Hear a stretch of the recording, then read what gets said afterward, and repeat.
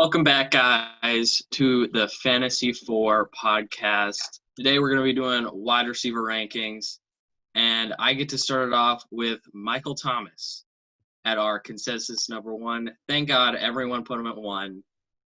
I would have made fun of one of you guys if you didn't. So Michael Thomas, number one. First thing off, he scored last season 374.6 fantasy points in full PPR, which you got to expect regression, especially with the addition of Emmanuel Sanders. He's still our consensus number one, but you can't expect the same season he had before. At number two, we have Davante Adams. He had an excellent season, even though he only played 12 games, but he's still undoubtedly the number one receiver on the Packers with a 31% target share last season. I don't see his targets share changing this season because it doesn't have that much competition with Allen Lazard and the addition of Devin Funchess.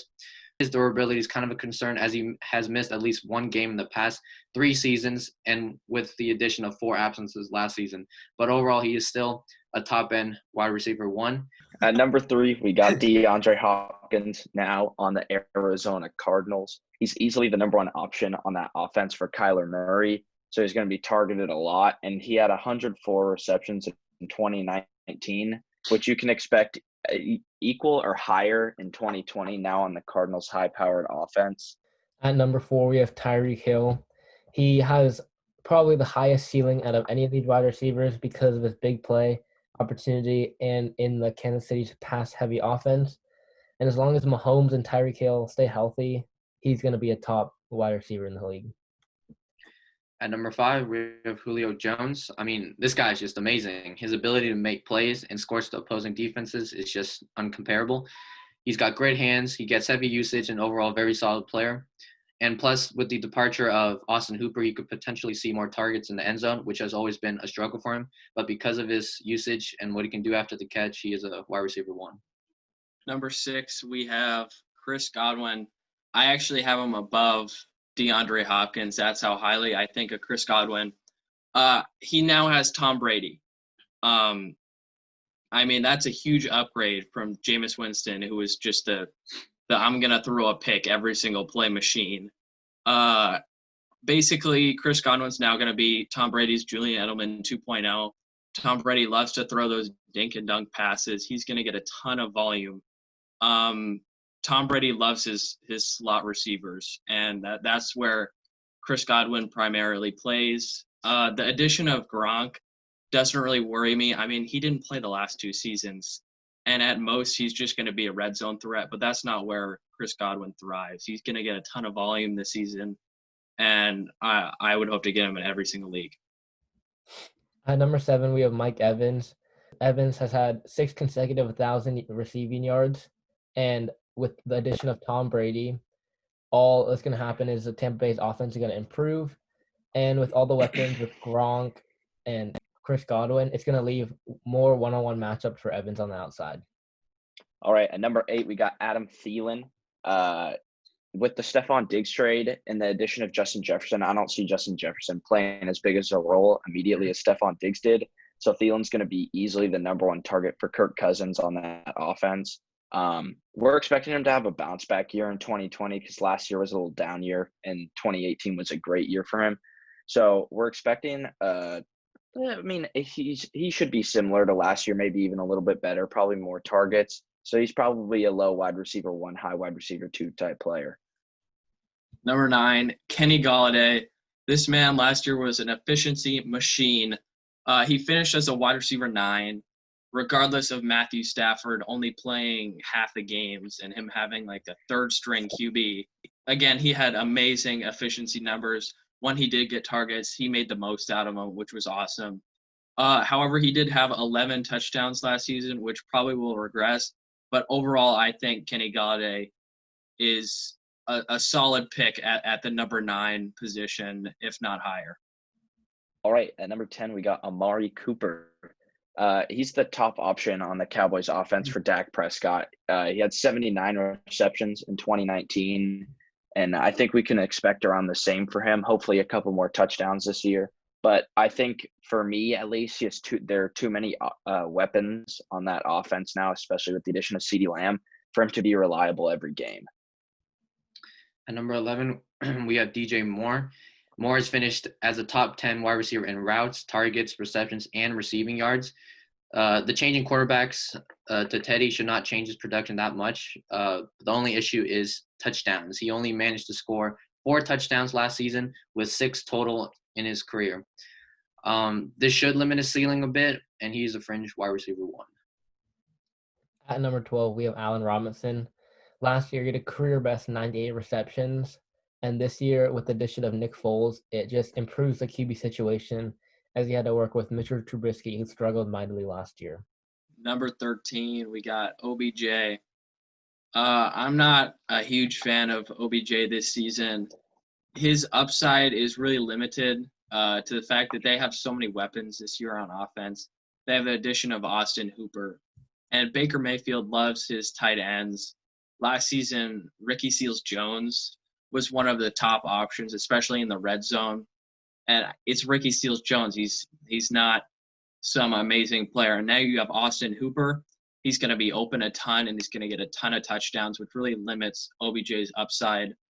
Kevin Stefanski loves to run the ball, and that's going to hurt Odell's volume in the passing game. So I see improvement this year just because of the connection is going to grow a little bit in the second year with Odell on the Browns, but I still don't see a ton of upside like these other wide receivers around him. At number 14, we have JUJu. And this year, I think he's going to improve a lot. Last year was filled with injuries, and especially with Big Ben out for the year, he didn't really have a reliable quarterback. This year, he gets Big Ben back, so he should go back to how he was a couple years ago. At number 15, we have Keenan Allen. He is coming off a decent season. He had really good games, but all the other games, he was outside of the top 30. Keenan Allen has also been catching passes from Rivers his entire career. Only 7 passes were from a different quarterback. We will have to see what kind of adjustments will happen for him to have his outstanding seasons. But with the uncertainty of the quarterback situation for the Chargers, he's best viewed as a wide receiver 2. All right, at number 16, we got A.J. Brown. Second year into the league. The second half of last year, his connection with Ryan Tannehill grew a lot, and I feel like he's bound for a breakout year this year. He only had 52 receptions last year, but a majority of those came in the second half when they started running the ball a lot more with Derrick Henry. It opened up the pass game for him. So I view him as a wide receiver 2 this year. And at number 17, we have Courtland Sutton. He's a good player. He's amazing after the catch. Has only had 2 drops and 124 targets. Since his entrance to the league in 2018, he has ranked 6th in end zone targets. However, with the addition of Melvin Gordon and JUJu, it could cost him some targets, but he's still a solid wide receiver 2. 18, we have Cooper Kupp. I actually put him at 13. I really like Cooper Kupp this season. I don't see what the big deal about dropping him all the way to 18 is. Sure, weeks 13 to 17 weren't the best for Cooper Kupp last season just because the Rams started using more 21 personnel. And Tyler Higbee was playing really well. But I don't see what the big deal is. They lost Brandon Cooks and Gurley. They're going to have to rely more on Cooper Kupp this season. He's the clear number 1 option for throwing the ball for Jared Goff. I really like Cooper Kupp this season. He finished as a wide receiver 4 last season. At number 19, we have T.Y. Hilton, whose career has been plagued with injuries, but with the addition of Phillip Rivers, who likes to throw the ball downfield, it helps his value. But Indianapolis, they have a run-heavy offense, which limits the amount of targets T.Y. Hilton gets. At number 20, we got Tyler Lockett. He's Russell Wilson's number 1 target, but his touches could be dipping down from 82 receptions in 2019 because of DK Metcalf, and I think he's going to have a breakout year this year as well. Like I was saying, DK is going to take a larger role in the offense, and obviously the Seahawks are a run-heavy team. So Lockett's production may dip down this year, but I still think he's a pretty solid wide receiver pick. At number 21, we have Robert Woods. I had him at 13 because in PPR, he's a machine. He had 90 receptions last year. The only problem is he lacks touchdowns. And Cooper Kupp, he's had injury problems the last couple of years. So I think Robert Woods, he's not a big name, but he's a reliant name, especially in PPR. 22, Stefon Diggs. I like him where he's at right now. He's going to be the wide receiver 1 on the Bills this year. I mean, the Bills traded him for a reason. I mean, they gave up, like a first rounder and a third rounder, something like that. I mean, they're not going to use him as a distraction just so they can run the ball more. Yes, it's a run-first offense, but he's going to get the most targets on the team. In my opinion, he is a solid wide receiver 2. All right, at 23, we have Calvin Ridley. Obviously, the Falcons are a pass-first offense, but with the addition of Todd Gurley, it might take away some touches from Calvin Ridley. And obviously, Ridley's in the shadow of Julio Jones. He has been all of his career so far. So that's why he's ranked at 23, and he's a pretty solid pickup. And at number 24, we have DJ Chark. Pretty similar rankings across the board. He gets a crazy amount of end zone targets and is ranked 9th last season in touchdowns. He's got plenty of upside with Minshew at quarterback, as Minshew loved to target him, and he should have a good season. He's a wide receiver 3.